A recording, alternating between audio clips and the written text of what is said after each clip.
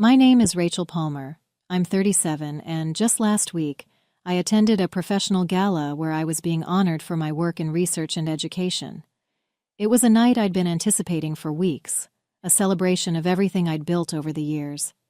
But as fate would have it, the moment I stepped into the restroom to take a breather, I came face to face with someone I hadn't seen in nearly 15 years. My mother. She was at the sink, reapplying her lipstick, looking every bit the part of the wealthy socialite she'd always been. For a moment, I thought maybe she wouldn't recognize me, but then her eyes flicked up to the mirror and landed on my reflection. Her hand froze mid-motion, and I saw her jaw tighten. "Rachel," she said, her voice cool and detached, like we'd just bumped into each other at a country club instead of a bathroom after 15 years of silence. "I didn't expect to see you here." I steadied myself, gripping the edge of my clutch. "I could say the same," I replied, keeping my tone even. "What brings you here?" She turned to face me, her posture as rigid as ever. "Your father and I were invited, of course.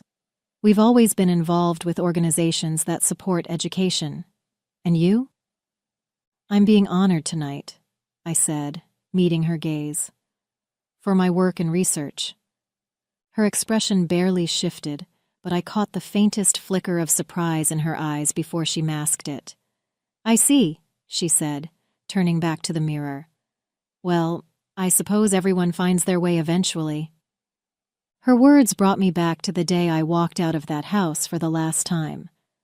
I was 19, and the years leading up to that moment hadn't been easy. In high school, I struggled with depression, but in my family, that wasn't something you admitted. "What could you possibly be sad about?" my mother had said once, her voice dripping with irritation when I tried to open up to her. "You have everything, more than most kids your age. You're just making excuses." The truth was, I'd been drowning. The pressure to be perfect, to live up to the Palmer name, was suffocating. I tried to keep up, but my grades started slipping during my junior year, and by senior year, I was barely holding on. My parents didn't see a kid who needed help. They saw a failure, an embarrassment. When I only got into a community college, my father's fury was unmatched. "This family has standards," he had said that night, pacing the living room while I stood there clutching my acceptance letter. "And you've done nothing but drag us down. You want to waste your life? Fine. But you'll do it on your own." I had been kicked out of the house. I remember the weight of that duffel bag as I left the house that night. It wasn't just filled with clothes. It held the reality of being completely on my own. My parents didn't even come to the door to say goodbye. My mother stayed seated on the couch, scrolling through her phone as if I didn't exist.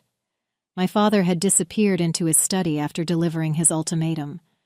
I felt invisible, discarded, like I'd never been a part of their world to begin with. For the first few weeks, I stayed with a friend, sleeping on her pull-out couch while I tried to figure out my next steps. Community college wasn't glamorous, but it felt like the only thing I could control. I worked part-time at a diner to cover tuition and rent when I finally scraped together enough to move into a tiny studio apartment. It was a grind, balancing classes, work, and the overwhelming sense of failure that clung to me like a second skin. But something about being on my own, away from their constant judgment, gave me a flicker of hope. For the first time, I could breathe, even if the air felt thin. My first year at community college was a blur of late-night study sessions and endless shifts at the diner. I'd decided to study chemistry, partly because I genuinely enjoyed it, and partly because I wanted to prove to myself, and maybe even to them, that I could excel in something challenging. It wasn't easy. My high school grades had been mediocre at best, and I felt like I was starting from behind compared to my classmates. But for the first time in years, I wasn't under the crushing weight of their expectations. I could just focus on learning. I still remember my first chemistry exam. I'd spent weeks preparing, going over every formula, every reaction, until I could practically recite them in my sleep. When the professor handed back the graded tests, I was terrified to look. But there it was, a 92%. I nearly cried, right there in the middle of the classroom. It wasn't perfect, but it was mine. I'd earned it. It felt like the first small step toward rebuilding myself after everything had fallen apart. Over the years, I evolved in ways I never expected. College wasn't easy, but I had learned how to work for what I wanted, and the more I gave, the more I saw myself grow. By the time I finished my associate's degree, I wasn't just a student anymore.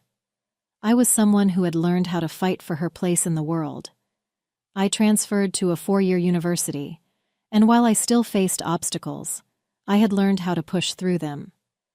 The shy, insecure girl who barely got by in high school had become someone who could stand in front of a class, explain complex concepts, and hold her own. Chemistry, once a challenge, became my passion. I didn't just want to pass anymore. I wanted to excel, to prove that I wasn't the failure they thought I was.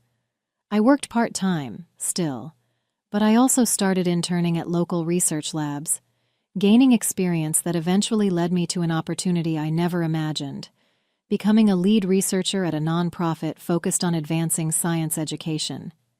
It wasn't just a job. It was my way of giving back, of creating a space where other kids, the ones who were told they weren't good enough, could find their way too. Graduating with my bachelor's degree was supposed to be a moment of triumph, but when it came time to celebrate, I realized something. My parents hadn't even called. Not to congratulate me, not to ask about my plans. Nothing. My father, the owner of a massive fertilizer company, had more money than he knew what to do with. He and my mother lived in a mansion, threw extravagant parties, and rubbed elbows with politicians and CEOs. But for all their wealth, they'd never taken an interest in me unless it was to criticize. Even after I graduated with honors, after I'd worked my ass off to get where I was, I didn't exist in their world. I was a reminder of their failure, an inconvenient blemish on their perfect lives. It stung more than I wanted to admit. I had hoped, maybe foolishly, that they'd at least acknowledge the hard work I'd put in. But they didn't. It was as if I never mattered to them, and that realization hit harder than I cared to admit. The only family member who bothered to show up at my graduation ceremony was Aunt Lydia. She was my mother's younger sister, the black sheep of the family. Lydia had never cared much for my parents' rigid standards, and while they shunned her for being too eccentric, she was always kind to me. She was the one person who would call on my birthday, even when my parents pretended I didn't exist. When I saw her in the crowd, I felt a lump form in my throat. She waved at me excitedly from the back, and after the ceremony, I found her in the parking lot, waiting with a huge bouquet of flowers. "You did it, kid," she said, pulling me into a tight hug. "I'm so proud of you." It was a small comfort, but it was something. It wasn't the cold silence I'd gotten from my parents. Aunt Lydia was the one who reminded me that family didn't have to mean perfection, that love could come from unexpected places. She didn't care that I hadn't followed the straight path they wanted for me. She cared that I had made it on my own, no matter the hurdles. A few months after graduation, I was wrapping up a research project at the university when one of my professors, Dr. Collins, pulled me aside. He was an old-school chemist, the kind who had a passion for the periodic table like it was a work of art. He'd noticed my work ethic, my persistence despite everything I'd been through.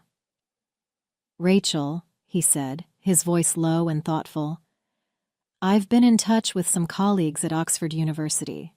They're offering a research opportunity in environmental chemistry, and I think you'd be a perfect fit." At first I thought it was a joke. Oxford? One of the most prestigious universities in the world? Me?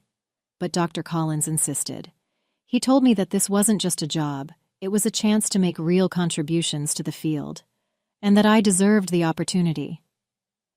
"Don't let fear hold you back, Rachel," he said. "You've proven yourself. Now it's time to take that next step." I applied, hesitantly at first, not fully believing it could happen. The application process was rigorous, and I wasn't sure I'd make the cut. But then, weeks later, I received an email. We are pleased to inform you that you've been awarded a research grant for your proposed work in environmental chemistry at Oxford University. I moved to England without telling anyone. Not my parents, not any of my old friends. The only person who knew was Aunt Lydia. I called her a few days before I left, and she was the one who encouraged me to go. You've worked too hard to let anything hold you back, she said. Do this for yourself, Rachel. She understood why I needed to disappear, why I needed to escape the shadows of my past and carve out a new future without anyone's expectations hanging over me. I asked Lydia not to tell anyone else where I'd gone. I didn't want them to try and find me, didn't want the weight of their judgment pulling me back. So, I left, boarding a plane to Oxford, with nothing but a backpack, and the faint hope that this could be my chance to finally become the person I always dreamed of being. I settled into a small flat in Oxford and threw myself into my work. The first few weeks were tough, the language, the culture, the isolation. But the more I immersed myself in my research, the more I felt at home.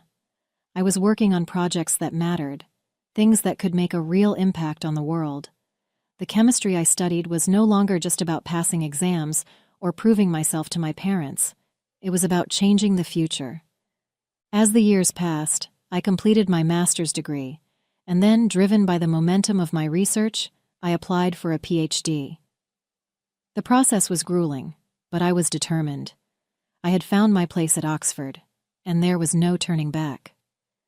After several years of sleepless nights and endless lab experiments, I earned my PhD, becoming a respected researcher in the field of environmental chemistry.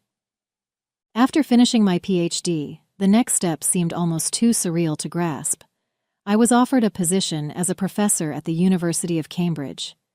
It felt like a dream I never dared to chase, not because I didn't think I deserved it, but because I never imagined I would be given the chance. I had worked so hard to get to this point, and yet, the recognition still felt like it was happening to someone else. At Cambridge, I was able to teach and mentor the next generation of students, something I hadn't expected to find so fulfilling. The freedom to shape minds, to pass on the knowledge and passion I'd gained, was beyond anything I could have imagined back when I was struggling through community college.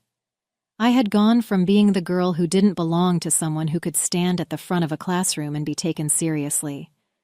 But there was still a piece of me that was always looking over my shoulder, wondering if anyone back home knew where I was, if anyone cared enough to find out. I hadn't heard from my parents since I left. No calls, no letters, no attempts to reach out. I wondered if they even thought about me. As my mother turned back to the mirror, adjusting her lipstick, I felt a familiar weight settle in my chest. Her words, "Everyone finds their way eventually," echoed in my head, and I couldn't help but wonder if she really believed it. I thought about all those years I spent trying to meet their expectations, all the ways they told me I wasn't good enough. The community college rejection, the years of silence, and the way they acted like I didn't exist once I walked out of their house.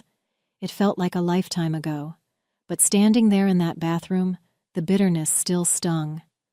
I had worked so hard to get to this point, leaving everything behind, moving to England, finishing my master's and PhD, becoming a professor at Cambridge.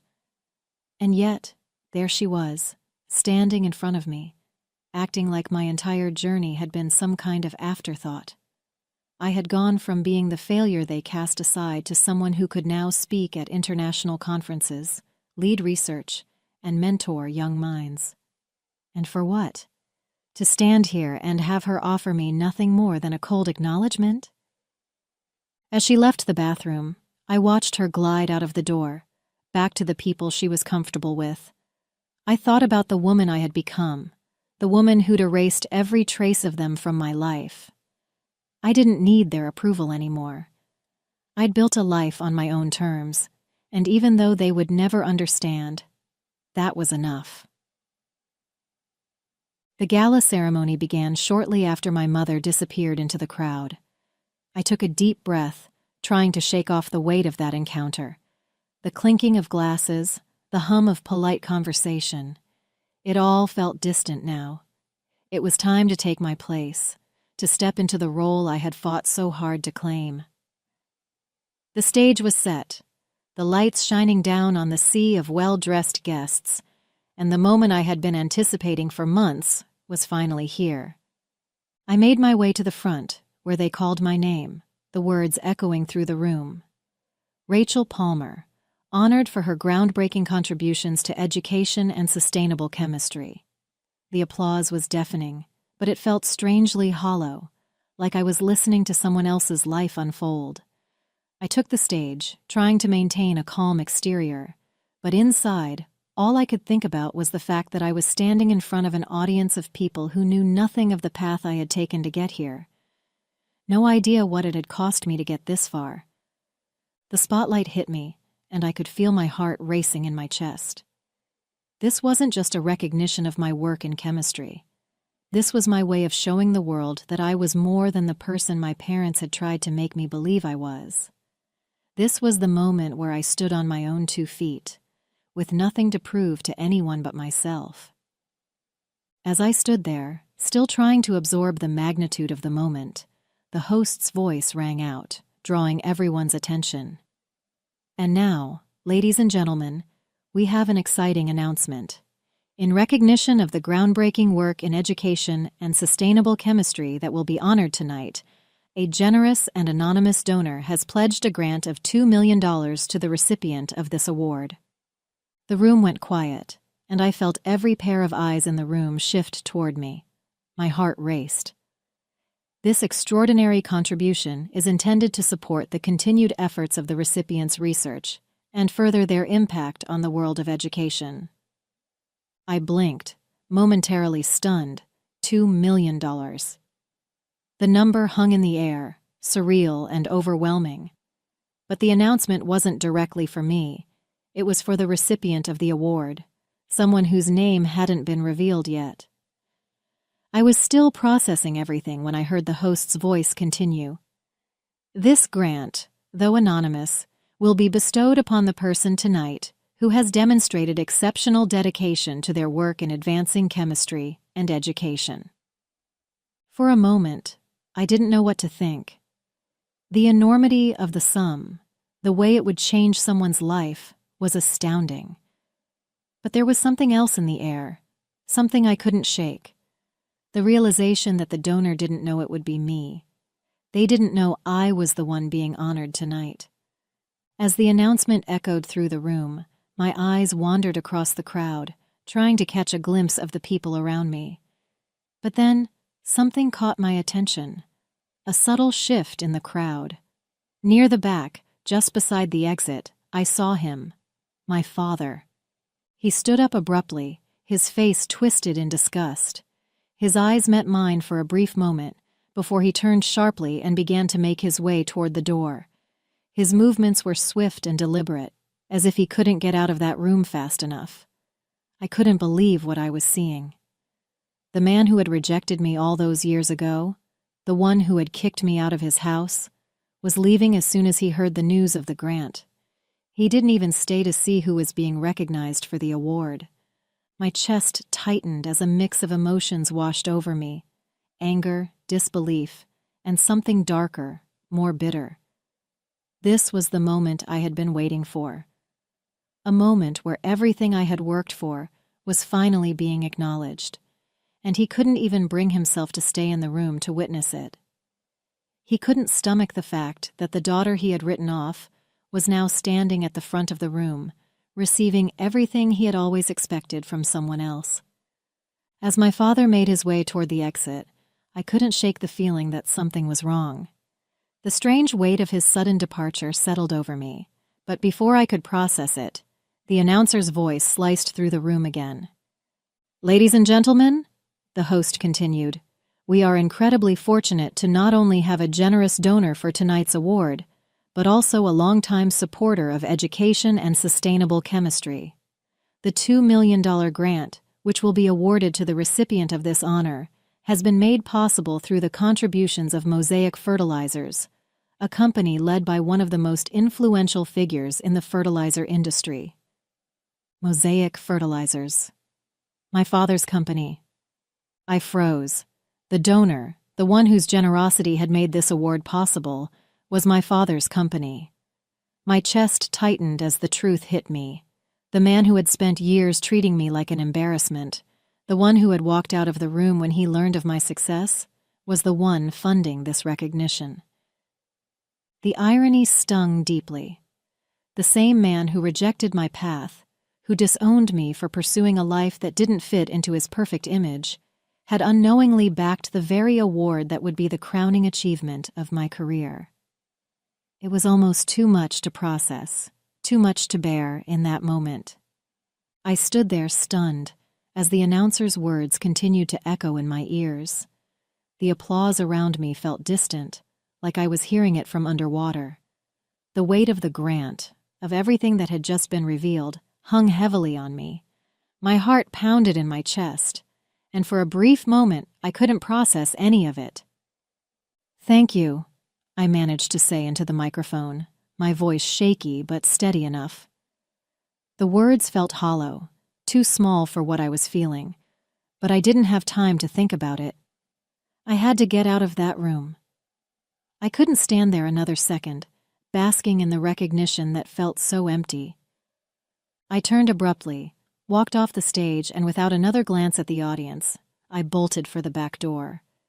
My steps quickened as I made my way through the hallway, heart racing, only one thought running through my mind. My father. I knew he'd left the room. I saw him walk out, his face a mixture of disgust and something else I couldn't quite read. But he couldn't just leave, not like this, not when everything had come full circle. I couldn't let it end like this, with him walking out on the one moment that proved everything he had tried to dismiss about me. I pushed through the door leading outside, scanning the area, my breath coming in quick bursts. There he was, standing by his car, his back to me. My feet moved on their own, and before I could stop myself, I was running. "Dad!" I called out, my voice almost cracking as I rushed after him. He didn't look back at first, his shoulders stiff, but when he finally turned around, I saw the bitter expression on his face. He had that same look I remembered from all those years ago, like everything was an insult to him. "What is it now, Rachel?" he asked sharply, his voice colder than I'd ever heard it. "You think I'm going to congratulate you?" I stopped just a few feet away, my heart hammering in my chest. I knew what this was about. He had no idea who the recipient of the grant was until they called my name.